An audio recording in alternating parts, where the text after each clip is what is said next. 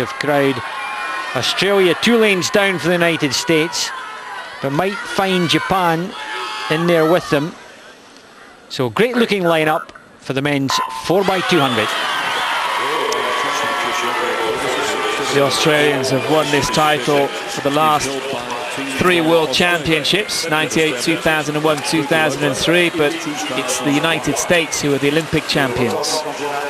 European champions are Italy, but Australia swimming in lane 6 here. It's only Andrew Mewing, the 3rd man, that was a member of their heat swimmers this morning. They put 3 new men in. The United States, Phelps here going the lead off, and Ryan Lochte. Well, these 2 guys are gluttons for punishment, swimming once again in another busy program again tonight. Here they are though, Michael Phelps, the winner in the 200-meter freestyle. He's the world champion in this event, demonstrating once again why he's the best in the world. 51.04 is under world record pace for the relay swim. Phelps won the individual in 1:45.20. And it's not beyond the bounds of possibility that he would get close to Thorpe's 1:44.06. Second place, Canada. Brent Hayden doing a wonderful job at the moment for the Canadians, getting out there. Because that's what we try and do. Get some speed up front, get that kind of motivation going, momentum going through the team. And that can be passed on down the line. So Phelps digging in, Hayden doing a good job. Sprenger of Australia, 2 lanes over in 3rd place. So that's how it looks after the first leg. Watch for the time, folks. 1:45.5, just what you'd expect really. A little bit tired. It's another couple of days on, and certainly a few more days on from the 200 that he did with the 1:45.2. So Phelps taking America into a clear lead. And Phelps with a 1:45 after swimming the 100 fly semi-finals just a few events ago. Now Ryan Lochte, he's won a bronze medal in the 200 backstroke already. Here he is in the 4x2 relay. Could be 2 medals on the night for Ryan Lochte.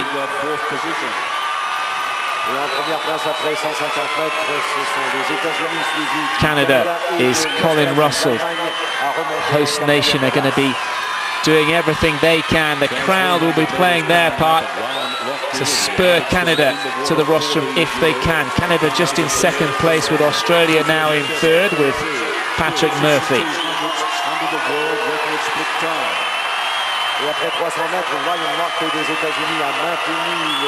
Well, the Americans are still on relay world record pace. 7:04.66 is the final time. Australia did that in the World Championships in 2001. A very tough world record. Now Japan making a move up into 3rd and 4th place. Murphy of Australia under a little bit of pressure there from Herbst and Uchida. Russell giving it everything up there in lane 3 for Canada. You can just almost feel the effort that he's putting in.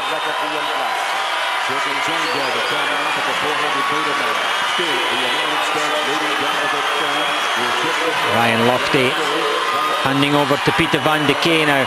Van de Kee had an excellent split from the heats this morning. He's swimming well. Also in the 200 final, he went 1:47.7 to be the 2nd fastest, the fastest in the 2nd leg which he swam this morning. So they've got strength at the back as well as the likes of Phelps at the front of their relay.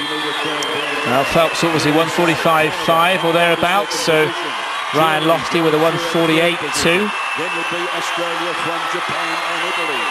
And the world record was 3:32.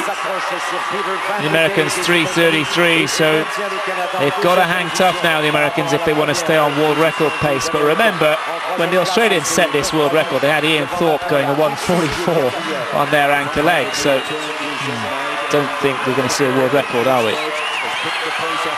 Still, great atmosphere. The United States in front, but Canada being given the boost that they need as They come back very slightly. Rick Say, their middle distance specialist, coming back a little bit now on Peter van der Kay. And what a superb race it is for that, at the moment, bronze medal position. Australia just showing. Andrew Mewing having to hold off Hosokawa, Schreiber and Kuznetsov in there for Russia. It's a private little swim down there in 6, 7 and 8. The centre of the pool is about time and gold, and Canada in silver. But down, just out of view at the moment, of course, it's that battle for bronze. 5:20.25 is just under world record pace, and as James said, a very tough ask for Cleet Keller, who's anchoring the Americans. About a 1:47, give or take a couple of tenths for Peter van der Kay. Anchor leg for Canada, Andrew Hurd. Yuli Prilikov in for the Russians, and it's Benjamin Starke for Germany, and Grant Hackett is in for Australia. Now he's on top of the world, literally. So he'll put in a tough leg to try and stay on bronze medal position. Now the Canadians have got to hang tough now. This is their moment for glory, and they're hanging on to the feet of the United States with Cleet Keller. Surely Andrew Hurd is not going to let this lead go. Moment of history for him, but coming back for Australia, Grant Hackett, and they don't come tougher than Hackett. Hackett with a lot of pride at stake here. He's not going to want to see his Australian team being beaten by the Canadians of all people. But a huge task in front of Hackett as Keller goes over for the final 50. Hurd goes over. Australia now only 1.6 behind. That's not a lot to ask, but it's a big distance for these big men. Digging in Keller, now come in the legs, the last 25 of the swim. 7:04.66, the Australian world record. Hackett coming like a train on Andrew Hurd, but he's just going to run at a distance. 7:06.58, it's gold, no world record to the United States. Canada holding on for a superb second silver medal in a relay event. And Grant Hackett, well, we'll look for the split in a moment, taking us. So 7:06.58. So 1:46 or thereabouts for Cleet Keller. They're still looking at each other because we need to just check to see whether these takeovers are all legal. Michael Phelps going through with a 1:45. But I'm sure that you can hear in the background the meet announcer and commentator. It's just that few seconds.